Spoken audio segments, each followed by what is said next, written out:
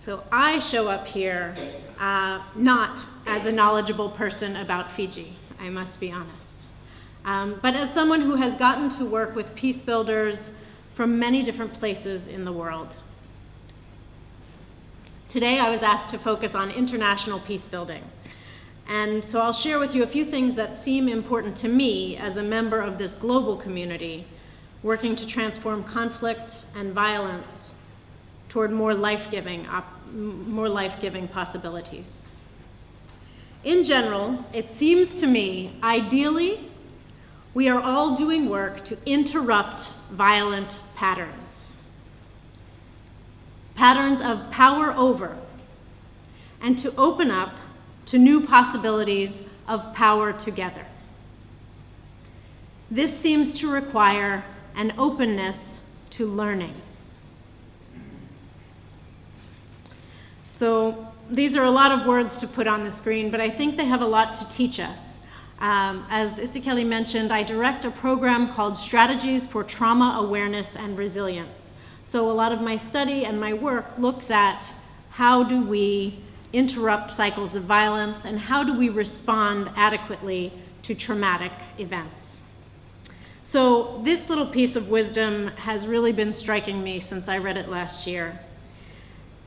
There's a caution in this. Negative judgment of oneself or others causes minds and bodies to tense up, which renders learning impossible. In order to recover, people need to feel free to explore and learn new ways to move. Only then can nervous systems reorganize themselves and new patterns be formed. This can only be done by investigating new ways of moving, breathing, and engaging, and cannot be accomplished by prescribing specific actions geared at fixing. So I don't know about you, I grew up the daughter of a Marine and a school teacher, and there was a lot of fixing. There was a problem, you fix it. So this is telling us this is not about fixing. This is about allowing systems to reorganize themselves, and I would suggest that this is not only about nervous systems, but also about political systems, about economic systems, and about social systems. So this has implications for us as individuals, as facilitators of learning, and as people trying to find new ways to move, trying to find ways to reorganize our systems for those life-giving possibilities. So I'll come back to this idea of forming new patterns. First, I'm going to share something I got to develop with one of our teachers in the field of conflict transformation, John Paul Lederach.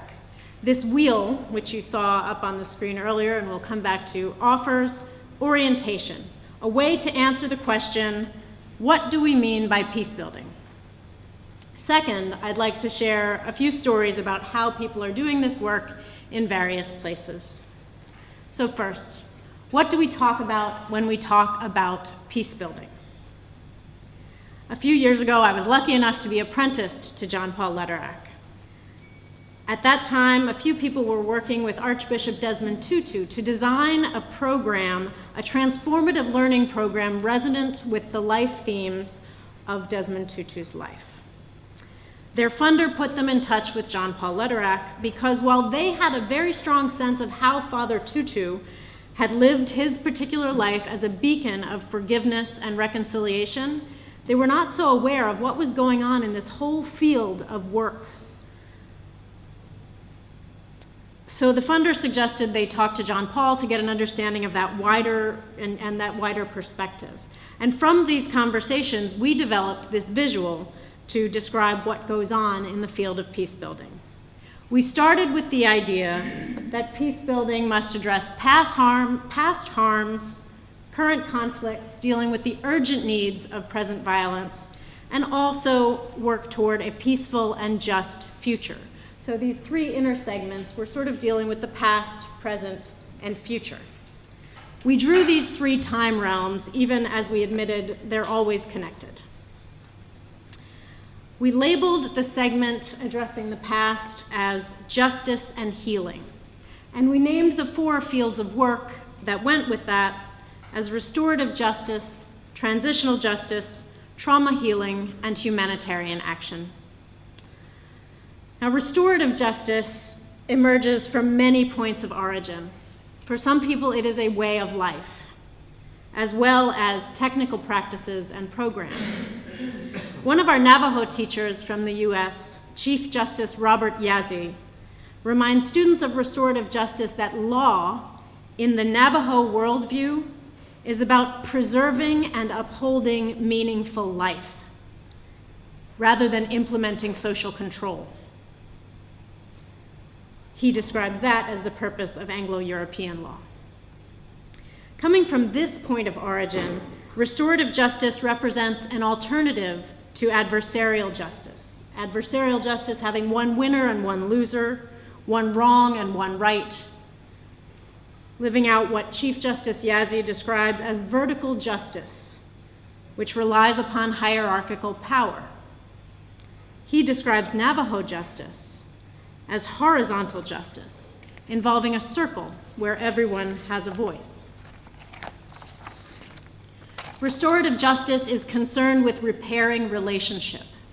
It invites us into the idea that where there is hurt, there must be healing. It invites restoration of good relations with self, with others, with community, nature, and cosmos. It asks different questions than adversarial justice. It asks, who has been hurt? What are their needs? Who has the obligation to meet those needs? Who needs to be heard in this situation? And what is the process to involve all voices in an effort to make things right?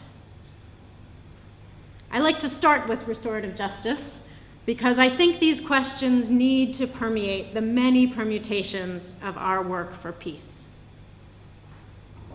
Transitional justice names the work to address mass atrocities and violations and to develop reforms to protect human rights. Trauma healing can take many shapes. Traumatic responses in our bodies, brains, beliefs, and behaviors will be different from person to person, even if we're present for the same events or challenges. Trauma responses can come from a one-time natural disaster or from structural sources like chronic, grinding poverty, or ongoing sources like domestic violence or recurring dignity violations due to ethnicity, status, or other identity. Adequate responses to trauma will go beyond a medical individual model. A purely medical model denies both the collective impacts of trauma, of traumatic events, and the fact that trauma response is not a sickness, but a normal response to abnormal events. Integrating trauma awareness with political awareness into our peacebuilding work is critical, as the impacts of trauma are intimately connected with cycles of violence in self, relationships, and societies. The last segment in this area of facing past harms includes humanitarian action, because while much humanitarian response is about current events, it often encounters and therefore has to address old wounds. In Burma, Myanmar, for example, refugee camps have been home to multiple generations of displaced people. In New Orleans, in the US, the aftermath of Hurricane Katrina and subsequent disasters shone a light on the massive disparities in infrastructural investment based on race and economic standing.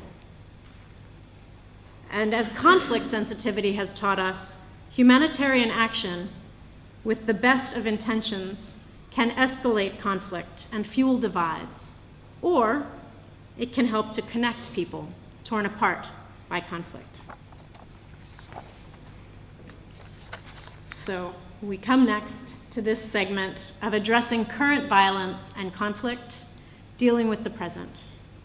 This includes humanitarian action and government and multilateral efforts, probably the areas that the average person might think of when asked, what is peace work? responding to emergencies, especially war or mass violence. Yet crisis response needs can emerge from structural or cultural harms, huge groups of people without access to health care, for example, or widespread violence in intimate domains. Humanitarian response must therefore include not only crisis health care and social services, but also long-term public health work to advocate for access to health care and diminish violence in intimate domains. Government and multilateral efforts include peacekeeping, peace processes, and intergovernmental efforts. For example, toward early warning and early response. I think of this part of the wheel as representing the top of the pyramid, where the big power players do their work. It's visible, it receives a lot of attention, and it's important, and it can feel like it includes mostly elites, rather than something that touches the full social spectrum of life. The next piece is labeled nonviolent social change, which can include issue-based social campaigns, journalist interventions, and rights advocacy, and much more. Dialogue and conflict resolution strategies would be another segment that might jump to mind when people ask, what is peace building?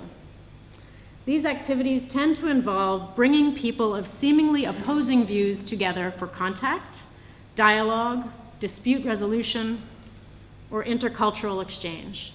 Depending on how much adversity exists between groups, this can range from highly tense negotiation processes to festive, sacred celebrations of diversity. Education straddles the border between present and future. Whether we're talking about access to education in schools and universities, or about offering peace education in popular training formats, educational forums can provide a powerful space for engaging current conflict and cultivating new possibilities, as well as reaching into our own heritage and history to identify either historical harms that need to be addressed or cultural strengths that need to be revived after decades of colonization and globalization. Now we move fully into the future orientation towards structural and institutional change and development. Development is a word that covers many types of work, some of which we know does harm. How do we engage in sustainable development, protecting precious natural resources as much as economic capacity? Development can range from gender equality work to economic development, to human or social development, to strengthening democratic institutions and participation. Transnational and global threats, dealing with them. As I read this label aloud, I'm conscious of a narrative that is very popular in certain countries, certain powerful countries, that we are somehow supposed to protect the world from these threats. And while I value that protective impulse, it comes to mind that the way we protect has, in some places, become itself a threat, as in drone attacks and torture and detainment at Guantanamo, to name two salient examples. Yet there are threats that run across borders: human trafficking, corruption, poverty, hunger, homelessness, gender exclusion and gender-based violence, environmental degradation and climate change, to name a few. If we are to build peace, our efforts need to integrate responses to these threats without creating new threats. Finally, law, advocacy, and solidarity. Depending on the context, this can range from dealing with ancestral land issues to environmental protections to protecting human rights. While we started this turn around the wheel with some questions worth raising about Anglo-European law and its imposition of social control, we can also acknowledge that laws and policies can be designed to protect people from harm. We have only to get behind implementing them. So there's some orientation. What are we talking about when we talk about peace building? Maybe you've located where your work lands and you see it in a lot of different places. Maybe you see something that's missing. Maybe you have named for yourself what's most relevant to the strengths and the needs in your place. I welcome your feedback. But now you have a sense of what I'm talking about when I talk about peace building. Neatly dissected into segments on a diagram, I'd like to make the whole thing a lot messier by digging into real examples of lived peace building. These stories come from my colleagues and experiences in the Philippines, in India, in Kenya, and the US. So, meet Ate Dengi Gento, this lady walking, smiling, and there's a large military battalion walking behind her. Has anyone met Ate Dengi Gento? I know she's done a lot of training around the Pacific, maybe not. So she works with Catholic Relief Services, and in 2007, I worked with CRS's Peace, Justice, and Reconciliation team in Mindanao. Their island of 18 million people has seen over 40 years of war, with 120,000 killed and 5 million displaced. The team I worked with were up to many kinds of activities, dealing with emerging conflict, laying foundations for a more peaceful and just future, and addressing past harms. Ate Deng worked very closely with a bunch of military guys. She herself had a very painful and difficult story of life-threatening interaction with the Filipino military during martial law. So this is where she began. Yet she became a deeply committed ally of officers in the armed forces of the Philippines who were embracing the idea of peace building. She was their esteemed teacher, and I had to laugh as she received text messages from them asking her for advice. I learned the following story from one of the military men with whom she worked, and she still works with him closely. He was a colonel then, and he's a general now. Colonel Soria took fundamentals of peace building at the Mindanao Peacebuilding Institute, and soon thereafter found himself in a very familiar situation. A politician's brother had been killed in a place where all political groups have armed followers. The politician called Soria to deploy troops to contain any possible eruption of hostilities. When he arrived personally in the area the next day, she took that as a sign that he was committed to get behind her and the armed group who served her. She wanted Soria to launch an operation not only to find the 6 suspects, but to round up the other 30 to 50 who they had now started to lump in as part of the problem. Based on his new frameworks from peacebuilding training, Soria asked her, "Do you have a place for evacuees to stay in? Do you have funds to feed the evacuees? Do you have enough funds to treat the sick in the evacuation centers?" He asked her a few more questions and realized that if he launched an operation, that a politically motivated murder would morph into tribal warfare, would morph into an escalated conflict that would plug into the national conflict between the military and the MILF, and it might derail the national peace process. So he urged the politician and her father to pursue justice through the courts so as not to escalate the harm, and they listened. Inspired by his learning at the Mindanao Peacebuilding Institute and continually mentored by his teacher Ate Deng, Soria was able to pursue a new pattern of responding to violent events. Now, almost 10 years later, now as a general, Soria is working with Ate Deng to change how the Filipino military does its work. The next story is about Martin Marquan. He comes from Gujarat state in India. He's an activist, an educator, and an extremely humane, loving person. I met Martin when he was a visiting scholar at the Kroc Institute at the University of Notre Dame in Indiana in the US in 2010. I'd see him now and then in the hallway or the elevator. He was just this unassuming, quiet person who smiled gently and went on his way. Then one day I saw that someone was giving a talk on ending caste discrimination. And I got to see how bold and outspoken this person could be. Martin himself is born to a Dalit or untouchable family. He's educated as a lawyer. In the 1980s, he was part of a group who were helping untouchable families claim their land, and the elites were hiring militias to protect the land and prevent those claims from happening. On one particular day, Martin was homesick, and 4 of his colleagues were gunned down. Martin redoubled his commitment toward ending caste discrimination. Among the many campaigns he has been involved in over the years, he told me about one to end the caste-based practice of manual scavenging. For anybody who doesn't know what this is, it's humans sweeping up other humans' feces.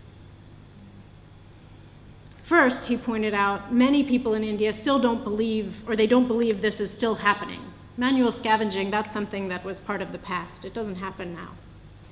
So with that denial of the problem, he worked to have a campaign and a media coverage to reveal that, yes, this is in fact still happening. This is in fact still part of our society. Working with journalists and advocates to expose the reality that, yes, there are still communities who perform this extremely toxic work for little or no pay, anchored in caste-based social structures that reinforce the idea that this is the job they were born into this lifetime to perform. They created a film called Lesser Humans to document the practice, and they interviewed people who were working at manual scavenging. In addition to exposing the issue and advocating for payment for the work and for changes in practices of how the human waste is dealt with, Martin worked with the people themselves who were engaged in scavenging to see what changes they would envision. He convened conversations to talk about alternative livelihoods. He told the story of one group where for the first few hours of the conversation, the only ideas that emerged were still about making brooms or sweeping. Finally, a young girl said, "I would like to make blouses." Everyone laughed at her. First of all, the nerve of a young girl to speak up. Secondly, making blouses? No one here does that. Martin affirmed the young girl for her innovative idea. Finally, someone had raised the possibility of a new pattern. Among a wide variety of other programs, Martin has run residential vocational schools aimed at providing livelihood training that does not run according to caste and gender dictates. For example, courses like mobile phone repair, good timing, would be offered for free for women because they would typically attract men. Courses that would typically attract women would be offered free for men so that he could challenge some of the gender stereotypes. In a 2-month vocational training program, the participants were required to journal and join daily prayer time. The prayer involved not explicit religious ritual, but being together in silence and coming together for storytelling. Participants learned from each other their stories, and they learned that their stories matter. Martin's school has more than a 50% employment rate upon graduation. When I asked Martin his criteria for hiring people to work against caste discrimination, he told me 3 main things. Number 1, they must be from the place, so they really know what they're working with. Number 2, they must be angry, so they're doing this work from a place of truth. He defines anger as awareness of something that is not correct. Number 3, they must have the spark to transform that anger into loving action. So here again, we see multiple peace-building approaches at work: dialogue, legal advocacy, economic and human development, popular education and awareness raising, effort toward gender equality and social justice, addressing the deep historical legacy of caste discrimination and the caste system while dealing with current needs for livelihood, working at structural as well as personal change. My last two stories come from places that I have called home. Kenya, my home for about 3 years, and the US, my home for about 30 of my 40-plus years. So during my years in Kenya, I had the honor of working with the late Doreen Ruto, a Kenyan woman who had been through extreme adversity herself, who engaged in a deep trauma healing journey for herself and her loved ones. Working from the resources she developed on that journey with woundedness, she came to facilitate life-giving spaces for learning and transformation in her home place of Kenya. In one of the trauma awareness and resilience trainings we facilitated, we had a participant I'll call Grace. Grace showed up at the training visibly in trouble. She was shaking. She told us she was due to have surgery for ulcers in the coming weeks. And day by day, she shared with us some of the unspeakable harms that had been visited on her and her family. Doreen and the other facilitator, who both spoke her mother tongue, listened, gave her deep, compassionate listening. By the third or fourth day, Grace was leading song and dance, and she was glowing with light. And while it brought us great hope, it also raised those questions. Well, what happens now when she goes back to her home environment? Well, we met with her 6 months later, and she was still glowing. And she said, what you didn't know is that when I showed up at the training, I was trading guns and bullets. I was planning revenge attacks. When I went home, I was no longer planning those revenge attacks. Now I'm working with other women, other widows, to develop livelihood opportunities. And 6 months after that, she brought a group of those women to another training with her. The organization through which we met Grace, they work at building women's networks and women's power for peace building in rural Kenya. This will sound familiar, I think, to some of the people here. They work at dialogues among communities in violent conflict. They invited us to work with their women partners on trauma awareness and resilience. They continue to connect the women with economic development opportunities, offering spaces for personal transformation while engaging with structures around women's participation and leadership. So finally, I'll come home to my own little place, my own life. I've always loved dancing. And when I was apprenticed to John Paul Lederach, he suggested that dance sounded too important to me to leave it on the margins of my life. He encouraged me to learn more about how to integrate it into my work.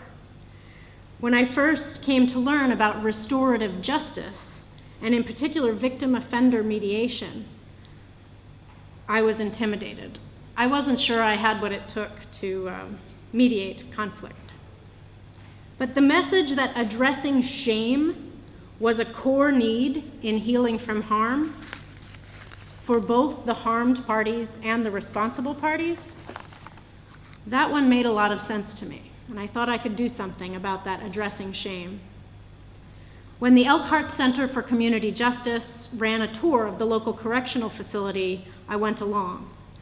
Seeing the all-concrete world in which the incarcerated men and women lived, I asked, who comes in from outside? They said, well, people come and read the Bible, and there's Narcotics Anonymous and Alcoholics Anonymous. And I thought, what happens to bodies in this place with no sky, with no green? So I said, does anyone come to share dance or yoga or movement? And they said, no, but you could. Within a few weeks, a friend and I started coming weekly to dance with incarcerated women. It was a small thing, but it seemed to bring about some shifts. After the second week, new conversations emerged. A few months in, one of the women, Beth Ann Denny, sneaked a poem into the session. I came to this class looking to free my spirit and my mind. Because of my current living conditions, freedom is something I just cannot find. So I stretch and I dance my way into nirvana, because my mind and my body, I can control if I wanna. These ladies have taught me a way to escape. Not through the door, but by dance, a boombox, a cassette tape. Through the music, I ride my horse into the wind, and the dance is where I become one with Zen. My outlook on life has changed much since I've been in here. I treasure new horizons. I have nothing to fear. So I'd like to thank the girls for taking me on this journey inside. Now my heart and my head no longer collide.